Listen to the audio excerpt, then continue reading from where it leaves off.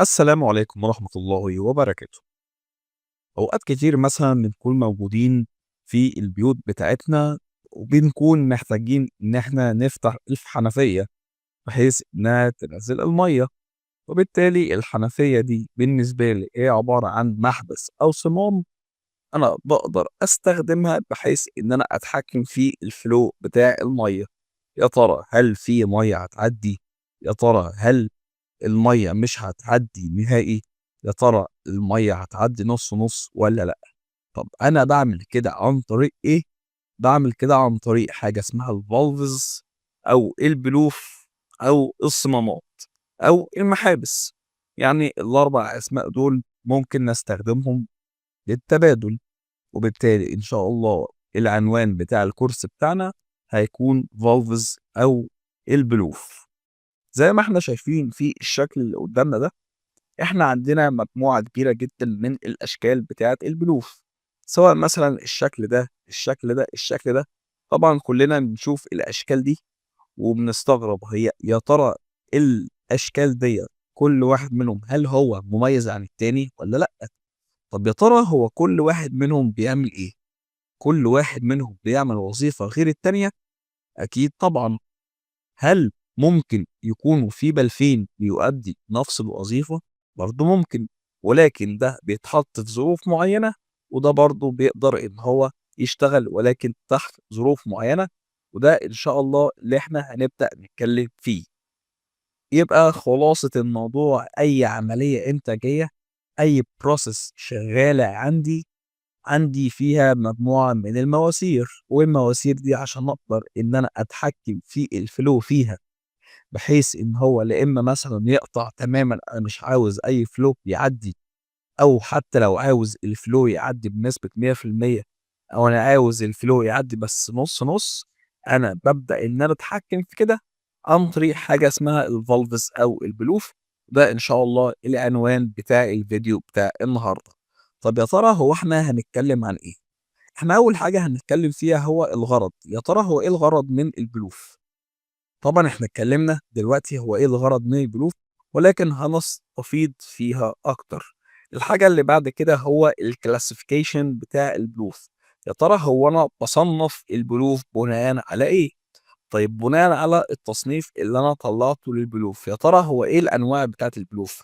عندنا حاجة مثلًا اسمها الgate valves أو بلف البوابة، عندنا حاجة اسمها الglobe valve، عندنا حاجة اسمها الball valve، عندنا حاجة اسمها الcheck valve، عندنا حاجة اسمها الbutterfly valve والplug valve والneedle valve والdiaphragm والrelief والsafety valve، وعندي حاجة اسمها الmanual والautomated valves. بعد ما هنخلّص الأنواع الكتيرة دي من البلوف وهنتكلم عن كل نوع منهم بالتفصيل، وإزاي تقدر إن أنت تشغّله، وإزاي هو أصلًا بيشتغل وبيتكوّن من إيه، وإزاي تقدر مثلًا إن أنت تصيّنه. هنتكلم في الآخر عن الsymbols أو الرموز اللي أنت تقدر تشوفها في أي drawing موجود عندك. الdrawing ده بيقول لك إن أنا مثلًا عندي pipeline والpipeline دي راكب عليها حاجة اسمها الgate valve.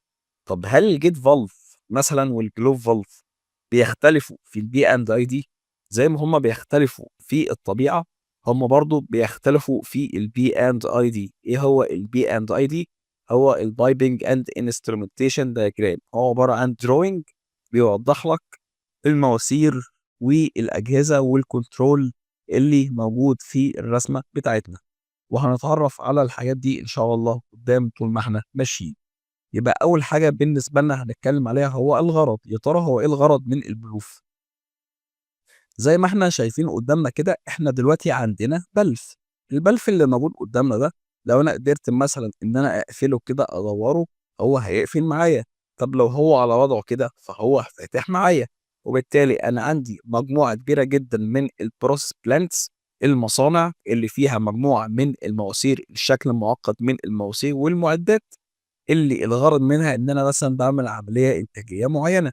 يبقى أنا دلوقتي في العملية الإنتاجية دي عندي مجموعة كبيرة جدًا ومعقدة من المواسير ومن البلوف ومن الpumps أو الطرمبات. الطرمبات ديّة مثلًا أنا باستخدمها عشان أقدر إن أنا أزوّد الflow بتاع الfluids اللي ماشيين معايا. هو بالضبط بيقول لك الموضوع ده same بالضبط شبه جسم الإنسان.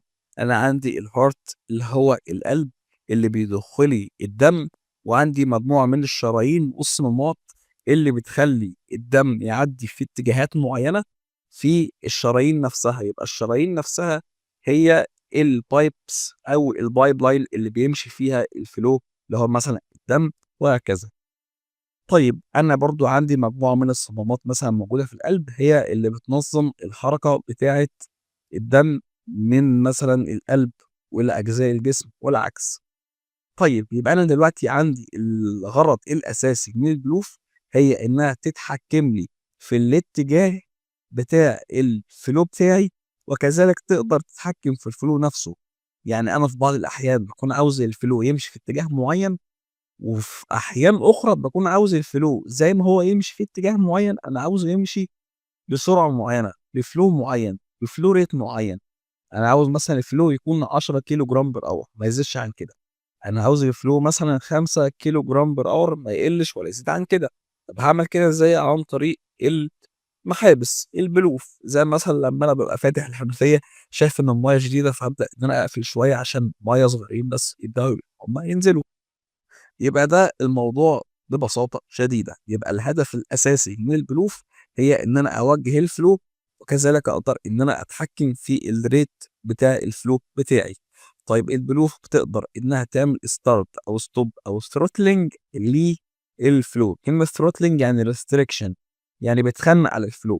يعني أنا يا إما أفتح البلف بنسبة 100%، يا إما أقفل البلف بنسبة 100% اللي هو فاتح بنسبة 0%، يا إما أبدأ إن أنا أخمّق في البلف، أفتحه 40% 50% زي ما أنا عاوز، زي الماسورة أو المحبس اللي قدامنا ده. أنا ممكن أفتحه على آخره وأقفله على آخره، أكون فاتحه نُص، نُص وهكذا.